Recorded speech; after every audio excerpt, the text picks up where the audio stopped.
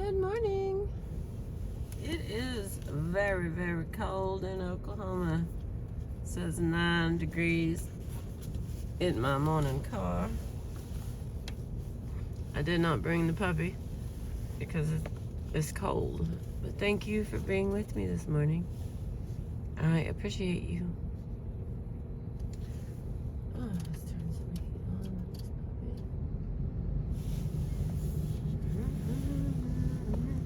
on. Okay.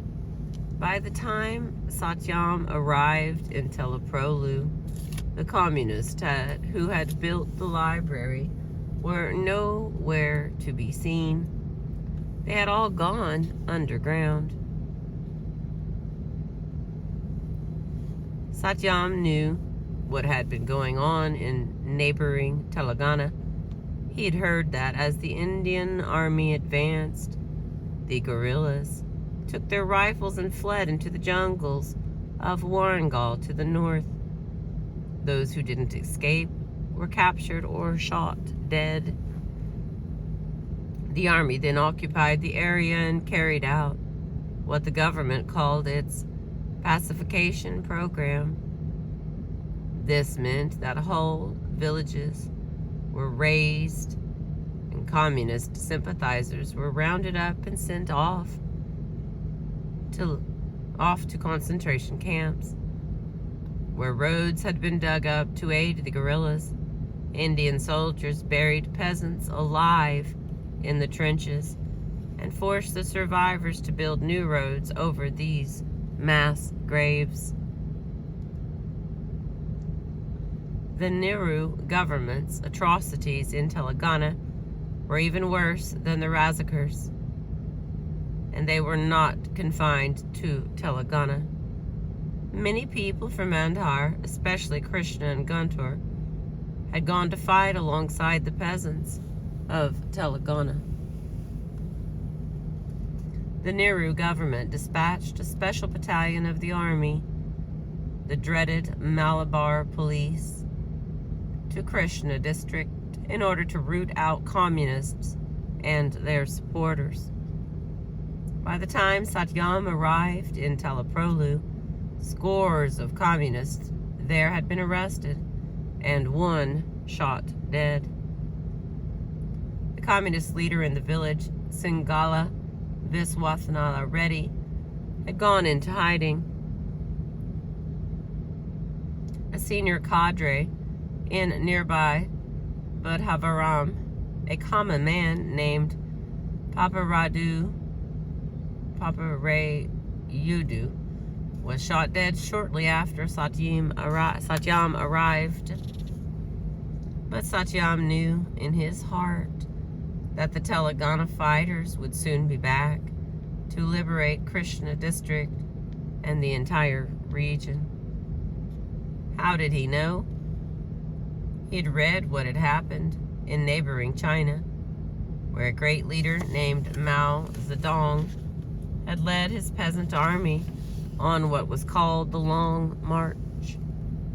They retreated only to return one day, stronger than ever, to complete the revolution and establish a communist society.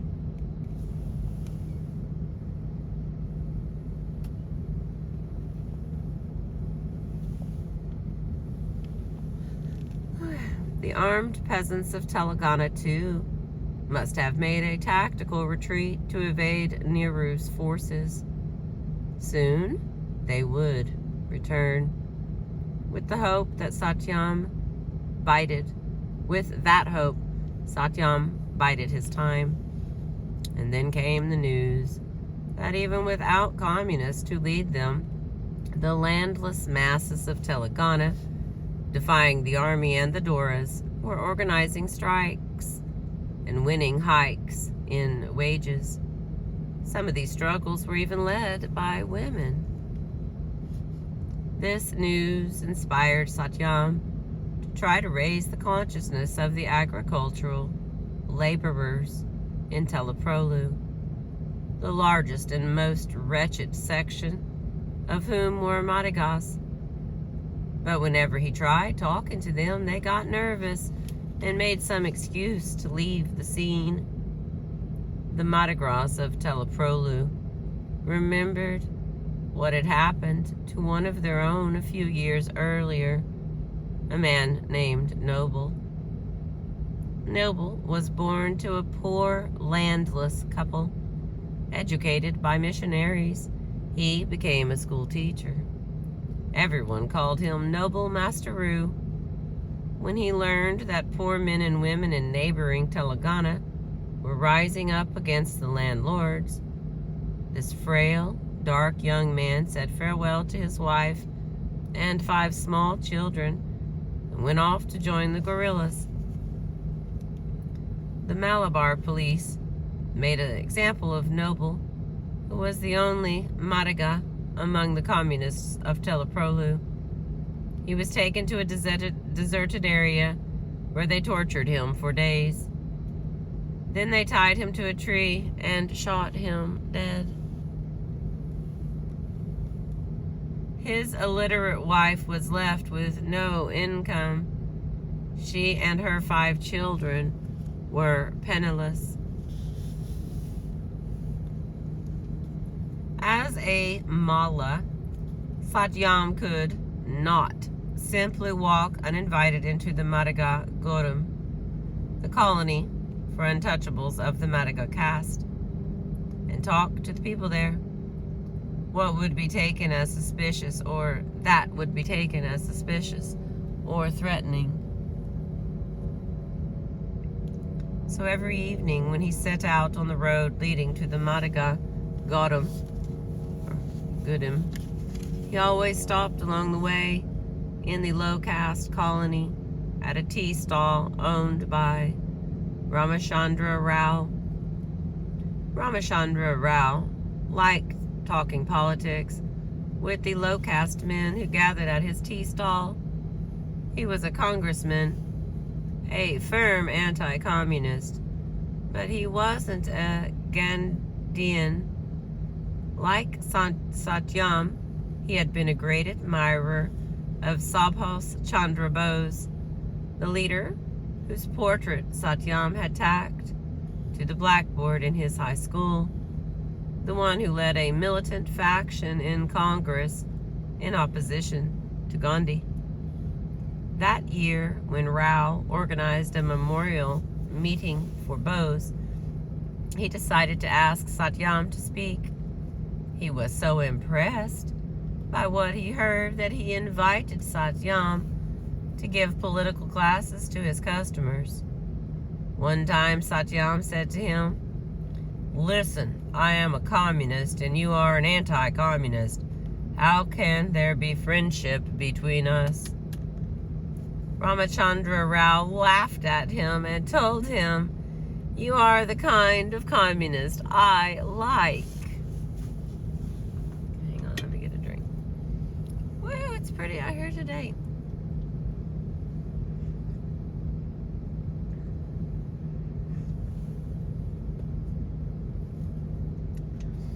Among the customers at the tea stall were a couple of Madiga youths who ventured out of their colony to spend time there. Solomon and Rama Rao. As Solomon was not in the habit of wearing a shirt, everyone knew of his remarkably thick growth of chest hair. He never knew anger and was never seen without a smile.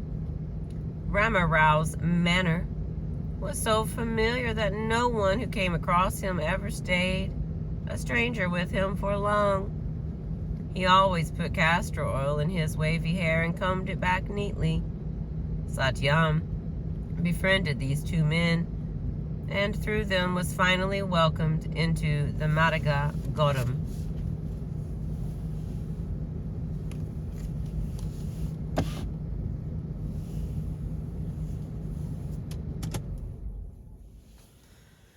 All right, we got a few minutes here.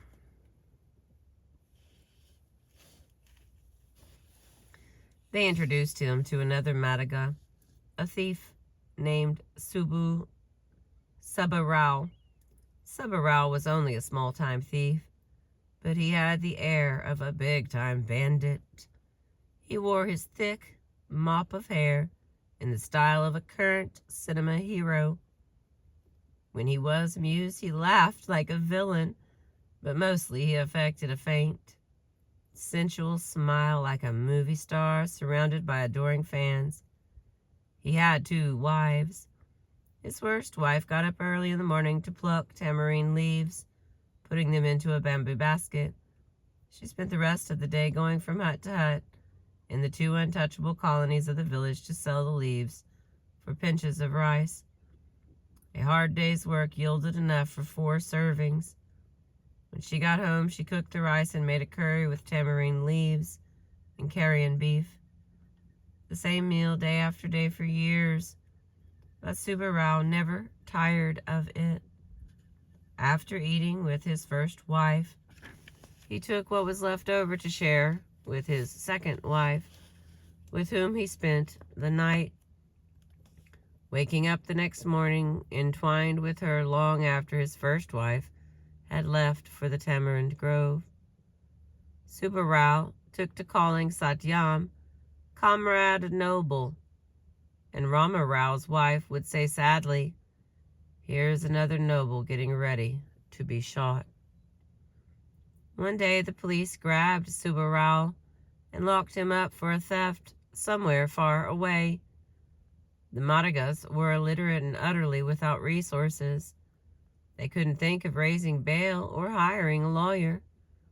When Satyam got in touch with civil liberties activists in Vijayawada and had Subba Rao released, Satyam came to be seen as a hero, a magician who knew how to get people out of the hands of the police. The Madiga laborers began to regard him as a leader. When a teacher asked for a volunteer to use the English word while in a sentence, Papa raised her hand. The teacher knew she was one of the few students he had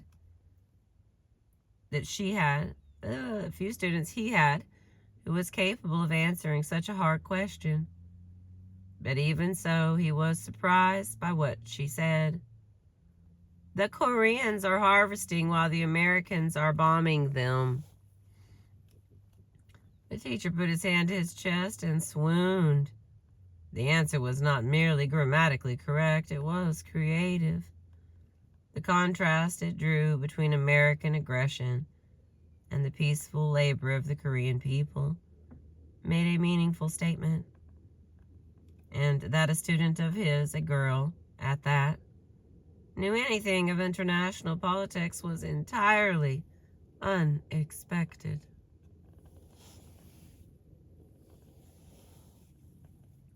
The teacher did not know it was all her brother's influence. Normally, a man like Satyam would turn to male companions to discuss politics or literature. But whenever Satyam was thinking deeply about something, he longed to tell it to his sister. "Too bad, Amma. Too bad you were born a girl. Otherwise, we could spend every minute together." Women and girls were expected to stay at home unless they had a specific reason to go out. Papa and Carrie would pick up the books their elder brother left strewn around the house, imitating him. They got into the habit of reading novels, although they never developed the slightest appetite for abstract thinking or poetry. Papa and Carrie were especially drawn to the novels of Sarat Chandra and a Bengali author whose works were being translated into Telugu. Sarat's novels typically featured a heroine who supported her weak husband, cared for her failing in-laws, and set her husband's wayward younger brother on the right path. These books were modern in their depiction of a strong-willed female character, though she used her strength not to assert herself, but rather to endure her unhappy fate. She strained to prop up the very thing that was crushing her, the patriarchal family. Papa and Carrie each formed an ideal of life from these novels. Carrie longed to deliver a prostitute from her wretchedness by marrying her and making her a respectable woman. Papa dreamed of becoming an exemplary wife, a daughter-in-law, a sister-in-law. Above all, she would be honest. She would do nothing that needed to be kept secret from anyone in the world. Now that Papa was living in her own home at last, loved and cared for by her own father, with nice clothes to wear and plenty to eat, she felt grateful to her family. Whereas earlier she had wanted to spend all her time playing with her school friends, now she liked to be at home with her father and brothers. She did work around the house without anyone forcing her, helping her grandmother cook and clean. She washed dishes, heated water for baths, served her father meals when he came home.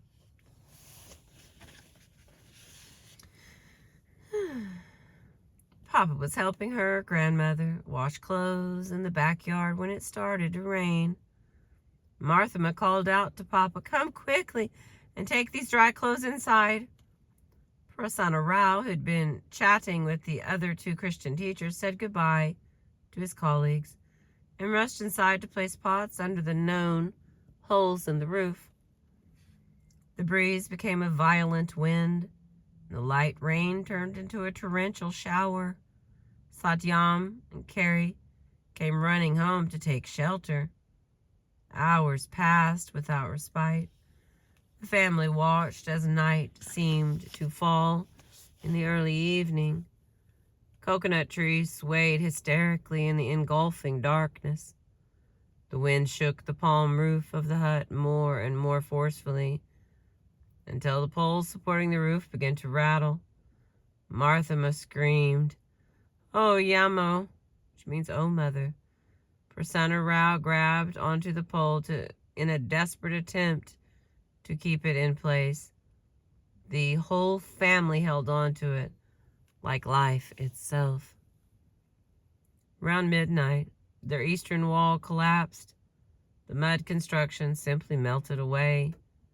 Their home was now more of a hazard than a shelter, leaving their roof to fly off where the wind would take it. They fled outside. There were no lights as far as they could see, just water and wind.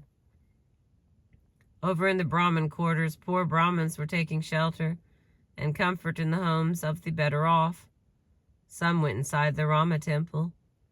Throughout the village, families of each caste helped others from the same caste, but no one offered to take in the Christians, whose primitive huts were all swept away. The 3 Christian families left behind all their belongings and ran for their lives to take shelter in the school. They had no trouble getting in. Luckily, the Reddys had stinted on its construction and never attached gates or doors to the entrances. The 3 families were stranded there for 3 days and 3 nights with no food, no dry clothes, and no bedding. The 2 infants cried and cried for milk until they could no longer cry or even move. Their mothers stared down at the infants' limp limbs helplessly. All the families could do was wait and hope. The storm was international news. With the heavy rains, the great Godavari River had swollen until it burst its banks and swallowed up hundreds of villages. Hundreds died in the swirling waters. On the 4th day, when the sun came out, the villagers of Teleprolu discovered the Christian families huddled inside the school. "This morning we have been looking for you," the villagers said. "There is no trace of your houses left. Where are you going to live?" The Christians had no answer. The Reddys came up with a plan. Sheltering the Christians in their own houses never entered the Reddys' minds. though they were avowed communists. But they generously offered to let the Christians move into an old grain storehouse attached to a rice mill owned by one of their caste fellows. When the Christian families emerged from the school, they were astounded by the destruction. All over the delta you could see human and animal carcasses lying about wherever they had floated into a shrub or a fallen branch. Many children had been carried away. Most villages in India had no electricity, but in the nearby towns that did, many people were electrocuted when they stepped on high voltage wires brought down by the wind. For 3 months, the 3 Christian families lived together in the old storehouse. They never quarreled over the limited resources they shared. There were no separate rooms, no kitchen, no toilet. They all lived in one dark, sprawling, musty, rat-infested space, half filled with rotting, flood-damaged grain, and the tiny insects that live in it. They set up brick hearths to cook on and spread out old clothes to sleep on. They lived in a peculiar harmony, arising out of their common deprivation, their isolation from the rest of the village. They were all quite helpless, but at least they were all together. Papa played with the babies of the other families. The grown-ups helped each other with cooking and other chores. They shared rice, lentils, sugar, salt, and milk. When the Kamhams were still living in the storehouse, Papa, then 13, became a big person. That is to say, she got her first period, an event that is celebrated as a mark of a girl's reaching maturity. Papa's family didn't miss the chance to celebrate. Prasanna Rao was determined to observe the occasion as grandly as possible. He took every measure to ensure that his daughter would not feel her mother's absence at this time. Relatives on both sides, members of the Kamham and Medapati families, set out from their respective villages to converge in Teleprolu. They brought sweetmeats, green lentils, turmeric, sesame oil, new clothes, and bangles. The Christian families living with the Kamhams helped with all the preparations. The teachers built a tent outside the storehouse. Carrie gathered bright green coconut leaves for 10 days and nights. Papa stayed on a bed of bright green coconut fronds under the frond-covered tent. For those 10 days, she drank a mixture of sesame oil and raw eggs. She ate rice and green lentils cooked with ghee. Every day she bathed in warm water and applied turmeric paste to her feet.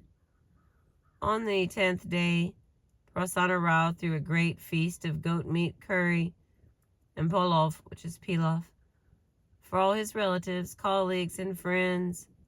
Untouchables only, of course. They presented Papa with the gifts they'd bought. She delighted in the attention.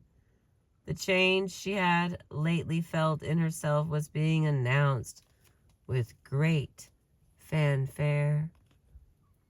On the 11th day of the rite of her entering womanhood, Papa returned to school to find all eyes on her. No one needed to say anything. Everyone knew what had happened. The boys and the teachers all knew why a girl would spend 10 days absent from school and come back in new clothes with gobs of turmeric smeared on her feet. After 3 months, Prasanna Rao's family left the storehouse and moved into a new house a ready man had built for them. He charged Prasanna Rao rent to stay there. On top of that, Prasanna Rao had to agree to educate the man's son and make sure he scored well on all his exams. But now the family lived in Puka, a solid house made of bricks, not a mud hut with a thatched roof. and there were 3 separate rooms, one behind the others, like cars on a train.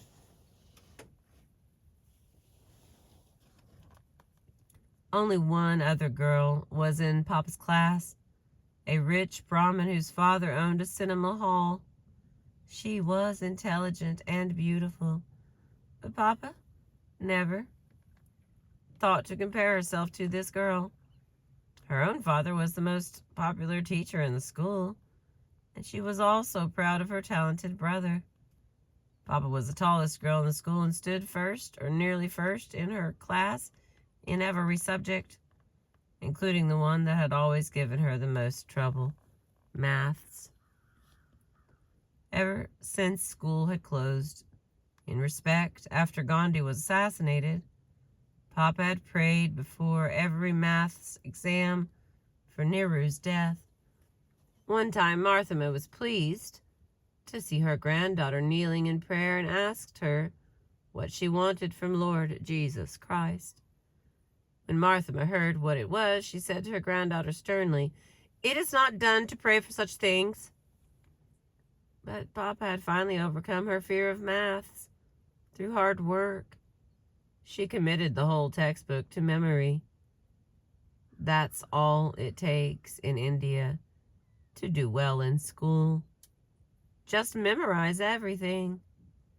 And Papa had a great memory. She could recite page after page from her English and Telugu textbooks, word for word. Papa wanted to take the advanced class, composite maths. Only by studying composite maths could one become a doctor, an engineer, a physicist, or a chemist. It would have been an unconventional and audacious choice for a girl to take composite maths. But Papa was an excellent student, and the most famous maths teacher in the area was her own father. With his help, she could have gone far indeed. Yet Prasanna Rao's greatest concern was his daughter's chastity.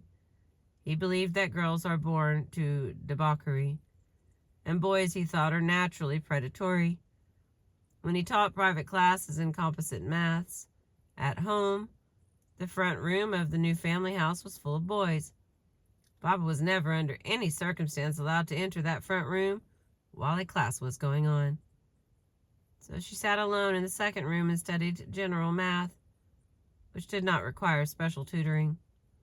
Once every 2 weeks or so, her father would sit down with her and clear her doubts about square roots or the Pythagorean theorem. Whatever. Papa hardly talked to the only other girl in her class, the Brahmin girl. But Papa did find a friend, an 8th class student named Bharati.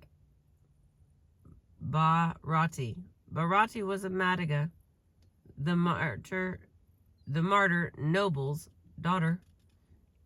Bharati was a quiet, tragic girl who studied hard and kept to herself.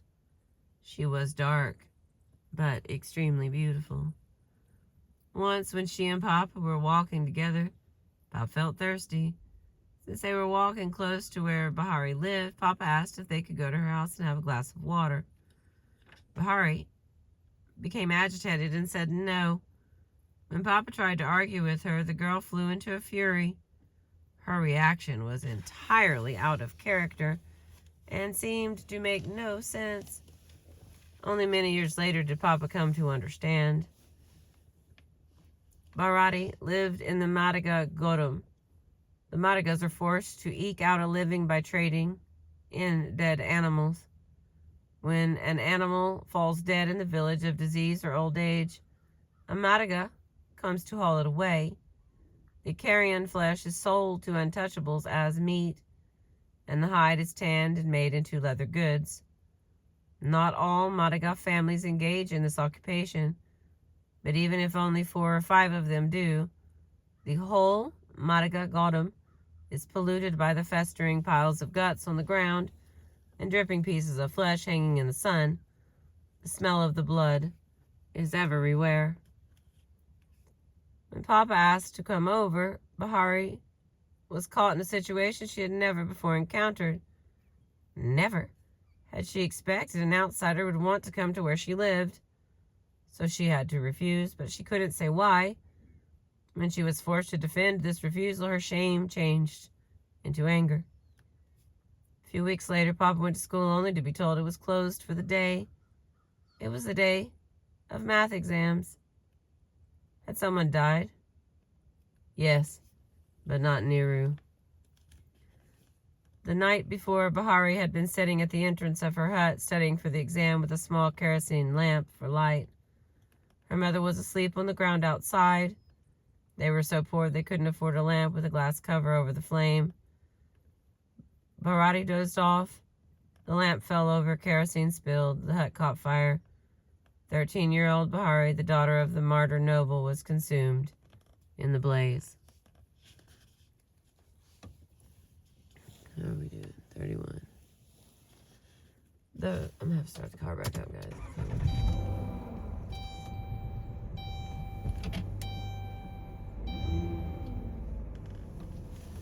All right. The first general elections in independent India were to be held at the end of 1951. Nehru himself was coming south to Andhra to drum up support for Congress Party candidates.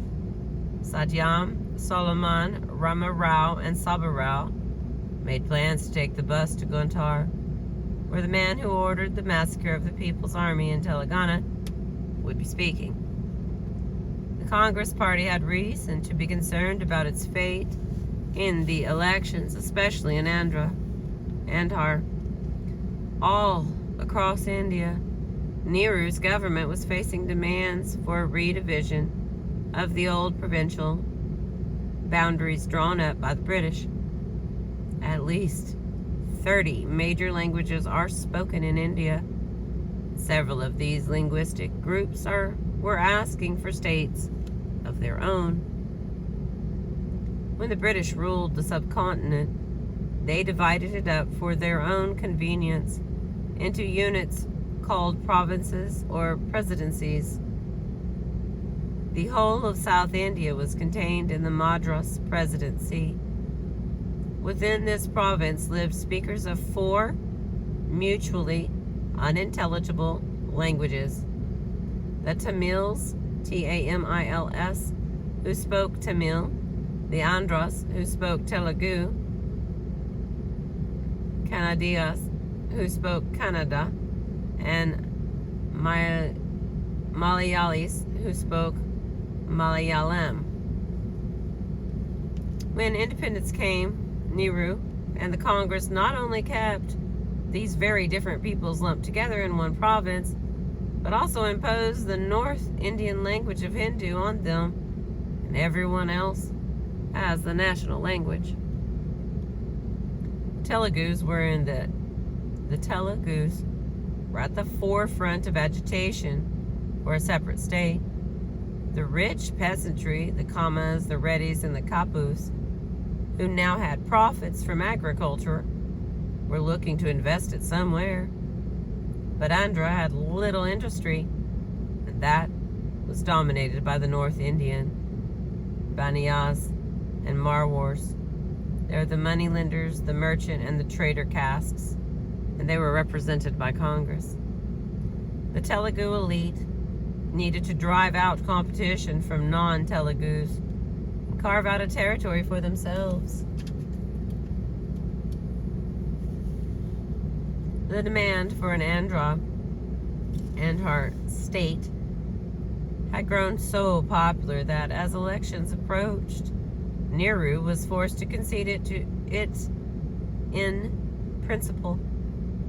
But he clearly wasn't happy with the idea, and still less with the precedent it set for other parts of the country. So when Nehru came south, protest was in the air. He faced angry crowds in Vizag after admitting that he was personally against linguistic provinces. He claimed to be willing to make an exception in the case of Andhar, but few took comfort in this assurance. At Guntur, Nehru attracted the largest crowd of the whole tour.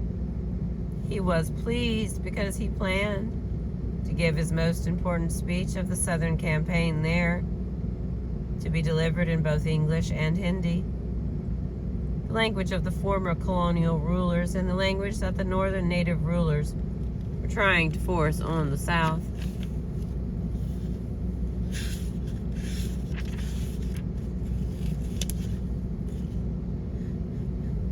No, 8 pages left, my friends. But when he stood up to speak, he faced a sea of ominous black flags. Among the hundreds of thousands forming the tightly packed mass were Satyam and his friends, who, since they didn't have any flags to bring, came equipped instead with black umbrellas. Nero looked out uneasily at the vast, unruly throng.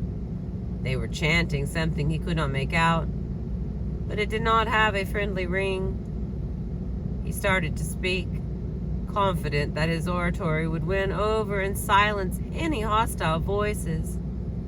But his microphone failed. He looked about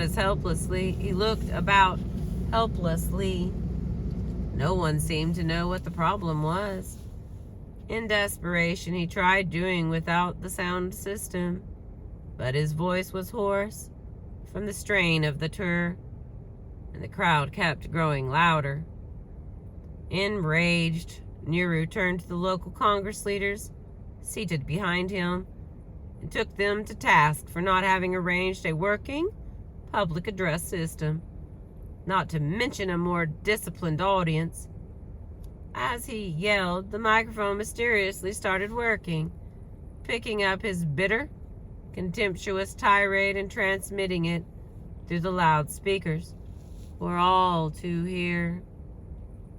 When Nehru realized what had happened, he tried to resume his speech, but after a minute his microphone failed again.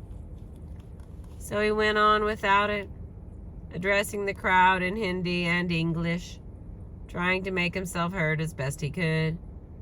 But his frail, aristocratic cadences were drowned out by the thunderous slogan echoing from every corner like a war cry. We want Andhra State. We want Andhra State. Nehru walked off. He had been scheduled to speak for an hour, but lasted only 20 minutes.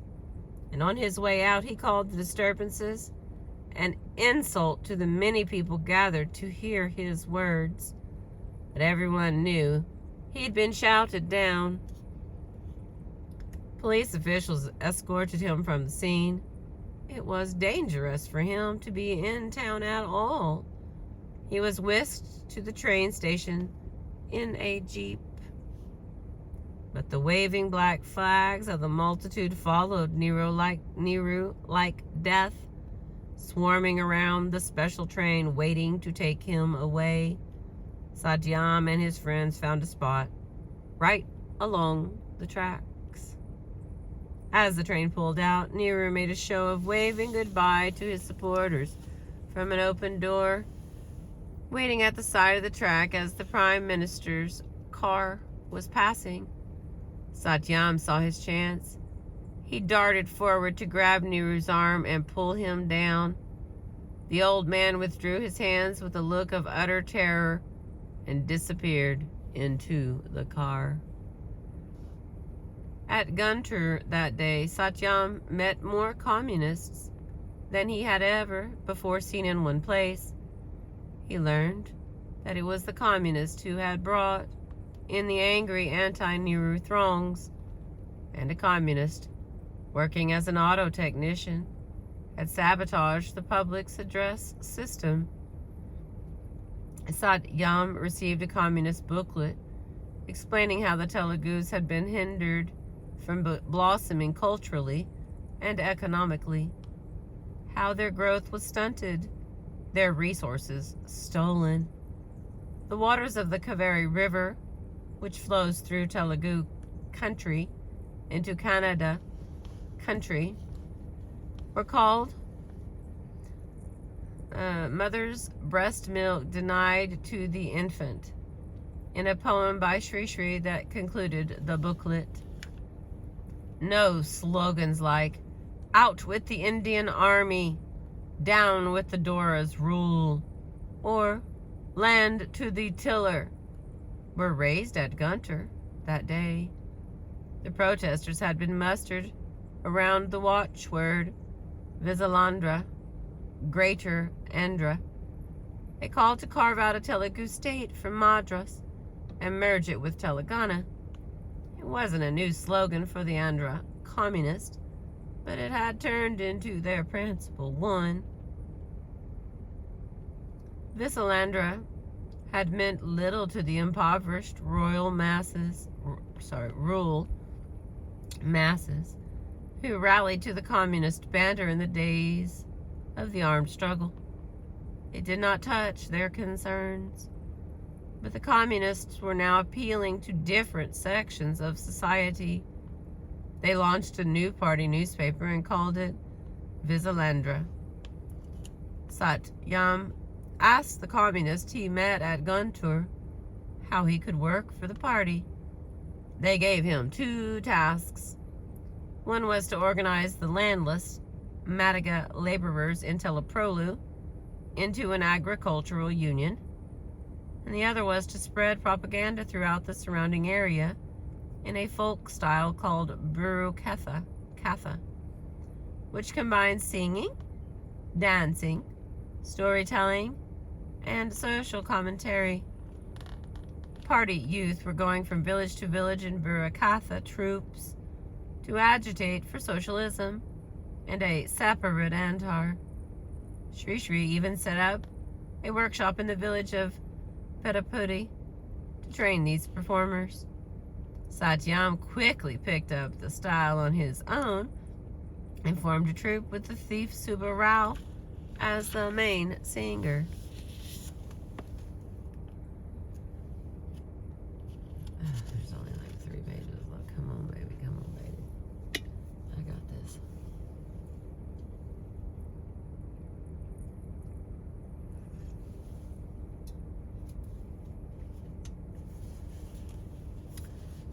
In Satyam's mind, his work among the laborers in the Madiga Gautam and in the villages with his Burakatha troop was all in preparation for a renewal of the armed struggle throughout the region. He was excited when, one afternoon, Singala Viswantha Reddy came to see him at the tea stall. The leading communist of Teleprolu. Reddy had gone underground when the Nehru government started hunting party members, only to be tracked down and jailed. He had recently been released and had returned to live with his family in Teleprolu.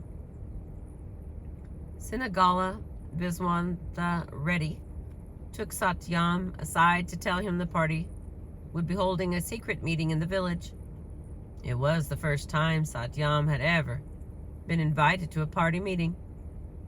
When he inquired about its agenda, he was told, "Oh, that is top secret."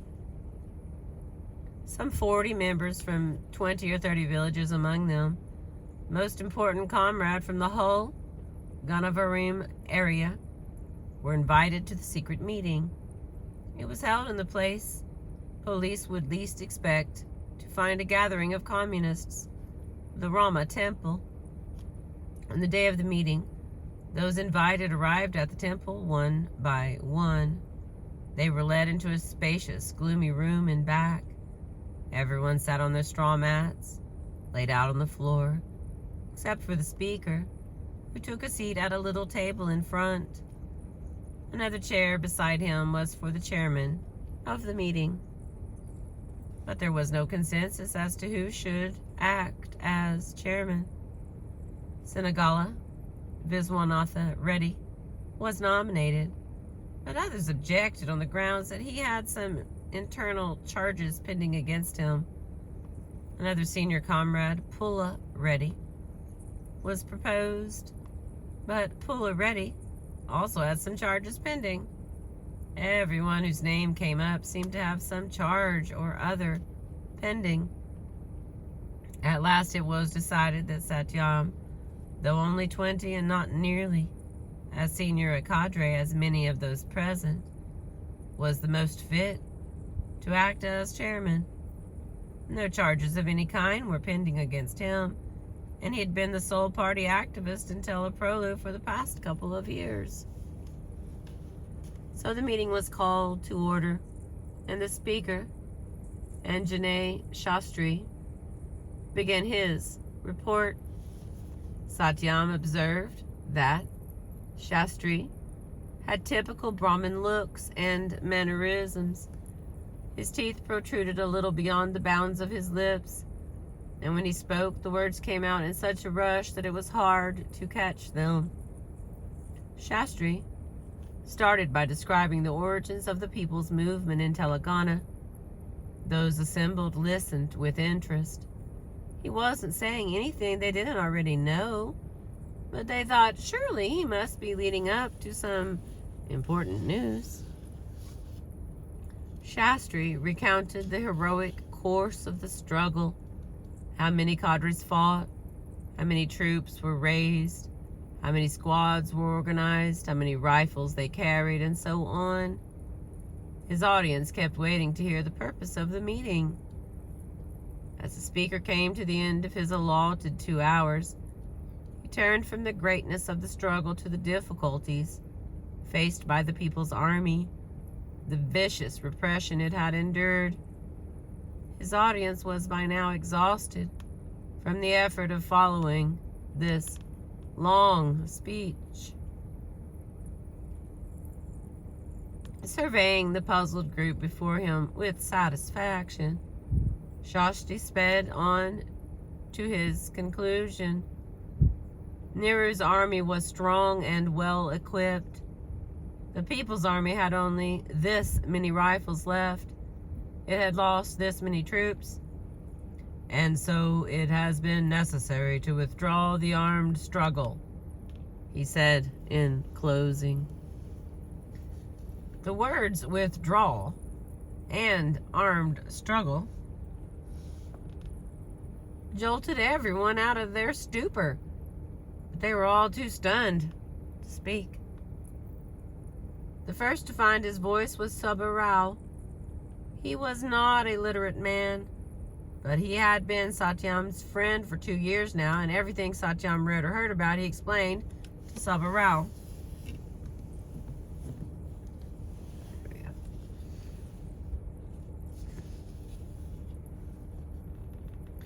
Satyam had heard from this mouth and that mouth that the leaders of the party had split over whether to continue the armed struggle.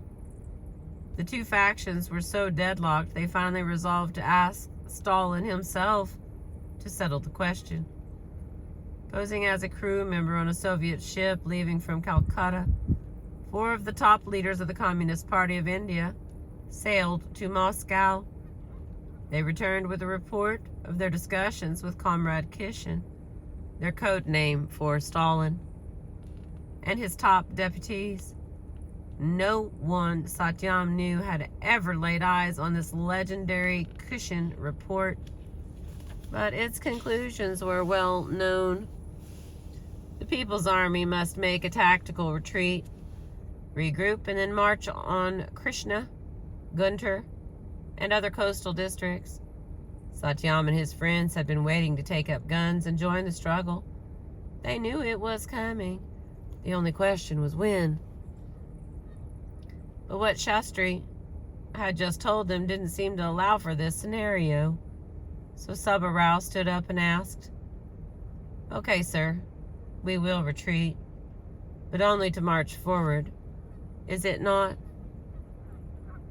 Shastri answered, "Don't entertain any hopes. If you do, we take no responsibility for it." Satyam felt sorry for his friend. Subba Rao must have used the wrong tone. His question had been misunderstood. As chairman of the meeting, Satyam interceded, entreating, "Oh, Mr. Shastri, please don't be angry. We know Comrade Stalin said to retreat only to regroup, but you only spoke of retreating. Can you please explain for our sake what comes after this retreat?" Shastri rapped on the table. "There is nothing to explain." That made it clear. He wasn't there to discuss the decision he was handing down.